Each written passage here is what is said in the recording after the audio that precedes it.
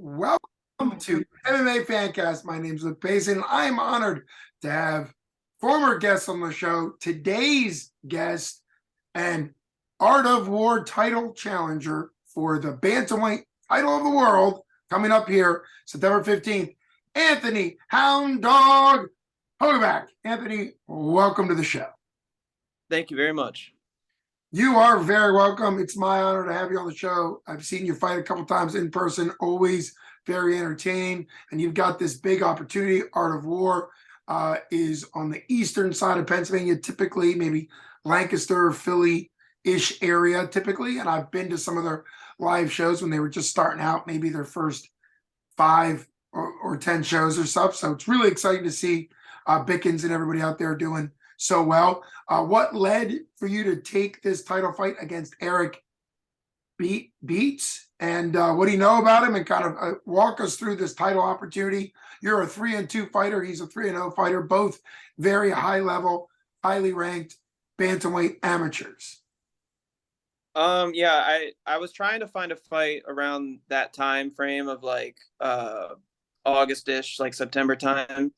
And I was talking with their matchmaker, and they were sending me over some names, a couple that I accepted and thought were going to go through. But then eventually she asked me if I wanted to fight for the title against Eric. And I was like, no, that's a pretty good matchup. I like that. It's good. It's a good opportunity. Take another challenging fight, test myself, and that's kind of what led me to that decision. And my coaches that were all cool with me taking that fight and that opportunity. So that is a great opportunity, a great fight for you. It's all about getting better. We've talked before, and you split your time between Stout and Pittsburgh and also Bowerhouse. Bowerhouse has been super exciting, have a lot of great fighters, including yourself, as does Stout. So what's the buildup been like? Is there any sense that it's different because it's a title fight? I would think that you're still working to improve your skills just like any other fight. Yeah, I mean, honestly, like the title's really cool to fight for and potentially have, but the title really doesn't change anything about the fight itself. Like the fight's going to be how it's going to be with a title or not. It's still 3-minute rounds against another guy, who's training to fight that night too. So it doesn't really make a difference. But yeah, I'm just ready to go, and it's exciting. And if all goes well, it's just going to help me like progress my MMA career. So exactly. And you have a great mindset for your career, training, like we said, out of incredible gyms with a lot of great coaching that's going to help guide you. And you're challenging yourself. I mean, you're both very experienced, very good fighters. What have you seen? And have you done any kind of scouting on your opponent?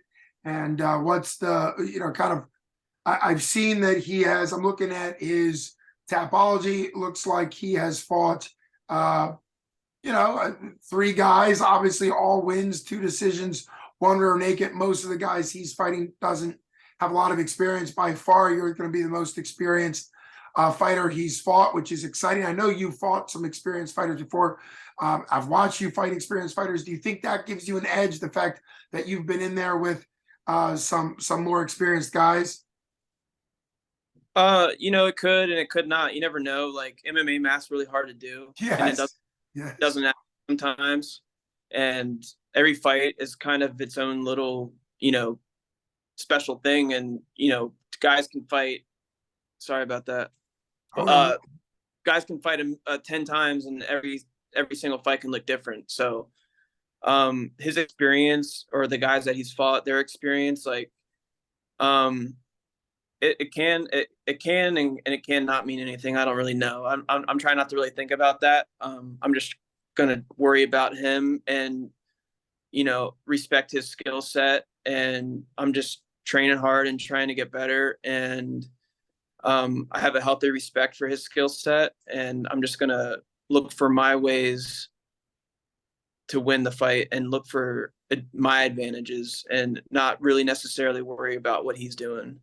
That makes perfect sense. It's a very mature mental game. This will be your sixth amateur fight, not to mention all the other training camps you've done thinking you were gonna have a fight. And so you're very experienced.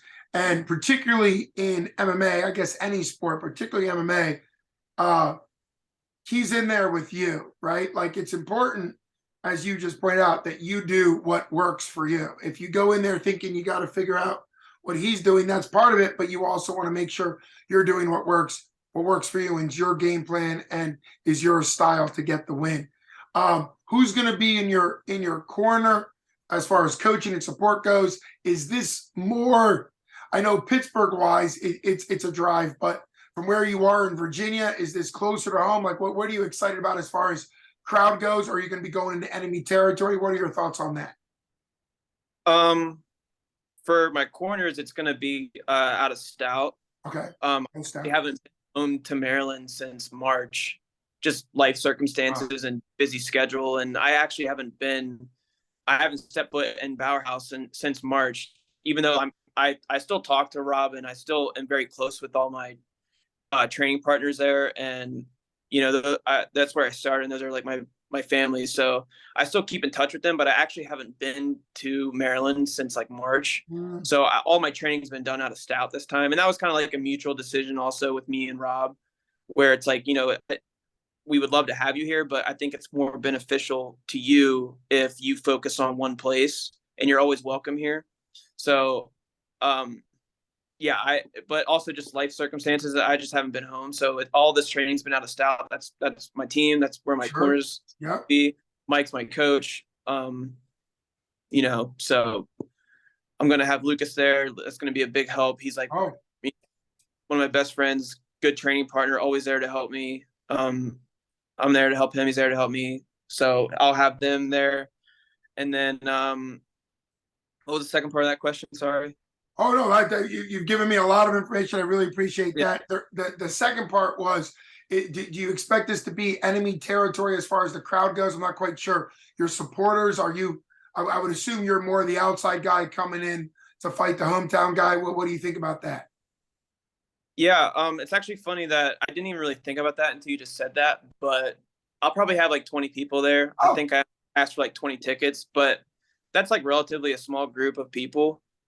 And when I fought in Delaware for Stellar Fights, I had like my girlfriend, my sister, her boyfriend, and like my cousin and my best friend there. And that was like all I needed there. And and he was from Delaware. The whole place was like literally cheering his name when I was walk out.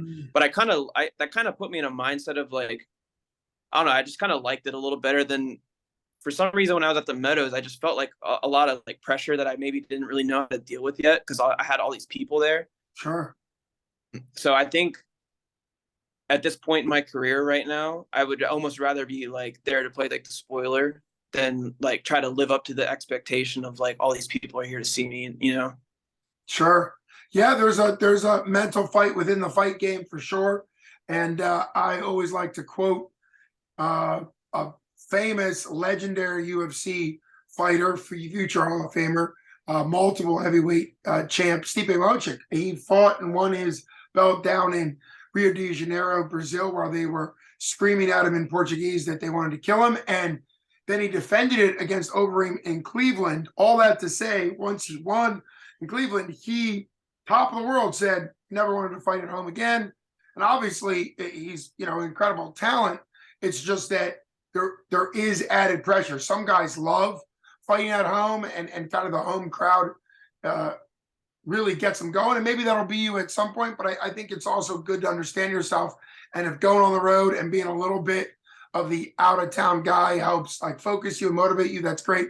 20 people, though, is, I mean, I've been to, and I'm sure you have too, I've been to regional MMA where whoever the out-of-towner is, the only people clapping for him are the two people in the corner, right? Like there's nobody else there other than the guys in the corner. So it is really great. You mentioned Mike Wilkins, Coach Mike Wilkins. He's the reigning 247 award-winning coach of the year. He and Will are both the coaches, and your gym, Stout, is also coach of the year. And we bring that up to say that, I mean, you're representing Pittsburgh, you're representing Stout, and they're obviously super skilled at producing talent. Talk a little bit. Did you get to watch your buddy, now the 247 featherweight amateur champion? It was a really exciting fight. Lucas the Sniper Siebert, were you there in person? What are your thoughts with him winning the belt? And obviously now he's going to be in your corner when you're fighting for your belt. Yeah, I was there. I was in person, and honestly, watching like the way he handles himself, and then just watching the performance that he put on was like very inspiring to me, because I remember watching his debut fight like last January, and I was July, and but Yeah, he at the Meadows. wasn't here yet. Yeah, but he wasn't here yet, so I was like, who's this kid? Like, he's pretty good. And then he moved, and then came here, and then we got kind of close. And I remember training with him like around like January, February time, and from that time to now, it's honestly crazy, like his skill progression and how much he's progressed in the sport. So I remember there was a time where like I was teaching him things, and now it's like it feels like it's reversed. It's like he's like teaching me like things, and it's nice to have that back and forth that we have, where like we both know that we're there to help each other if we need it.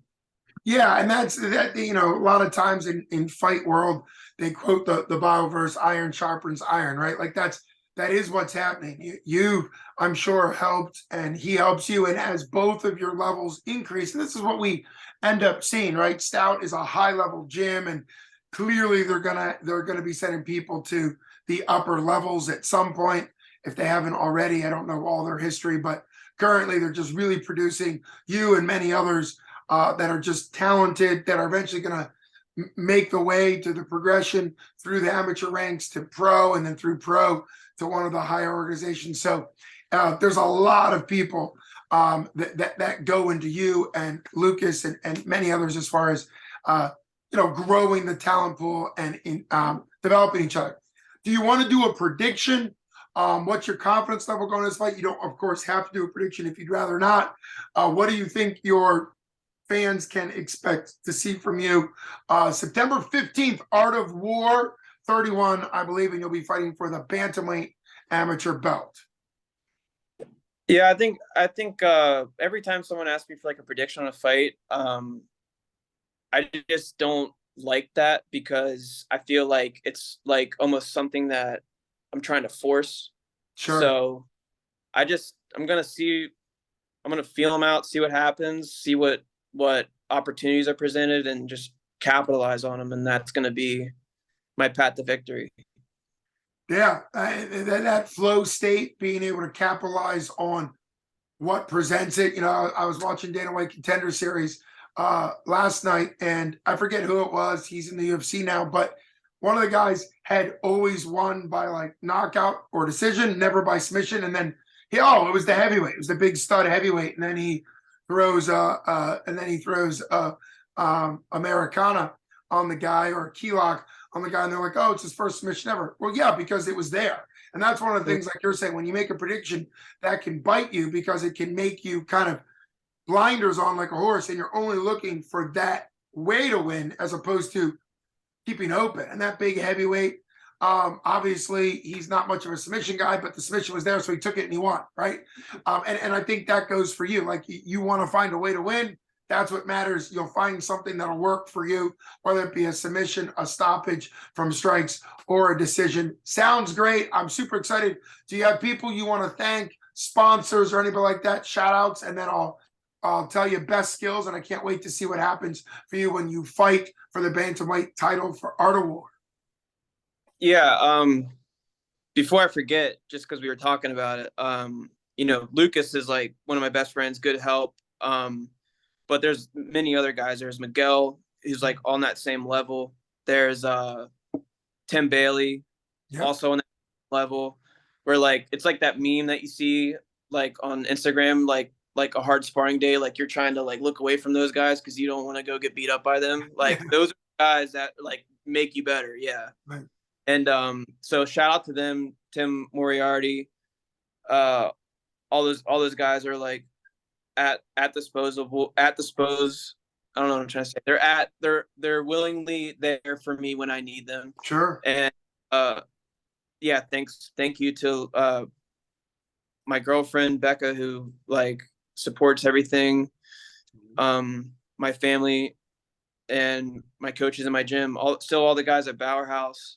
You know, I know that I can always go back there and not miss a beat. And my stout coaches, Mike and Will, and all my sponsors, Happiness is Balance, The Hanger, El Forno Pizza, and Frederick, and the agency. Those are my 4 sponsors. So, yeah. Well, Thank all that's them. great.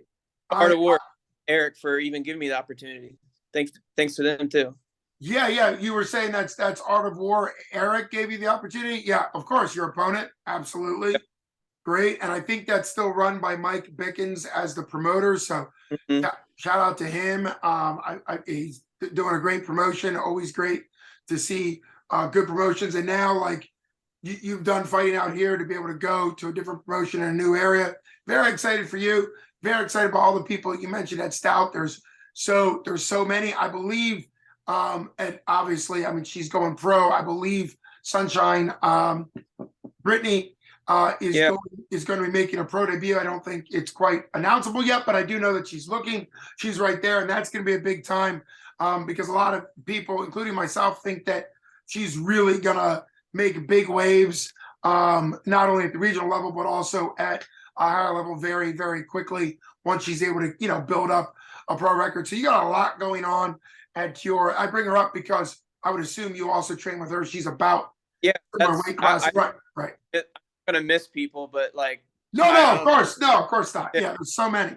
I sparred with her yesterday. I train with her pretty much every day. So yeah, Perfect. she's a big, and I'm sure there's many others that I just can't think off the top of my head right now. But right. No disrespect to anybody, because everybody at Stout or anybody that you've sparred with, if you go to any of the cross training days, it all matters. I really respect you jumping on. I know it's been a long day and a long day of training for you. I appreciate you squeezing me in to be able to talk about your upcoming fight. Can't wait to see what happens September 15th. Thanks so much for coming on. You've been listening to Luke Payson from MMA Fancast with the challenger, Art of War, the Houndog himself, Anthony Hogeback. Thanks so much. You have a great night.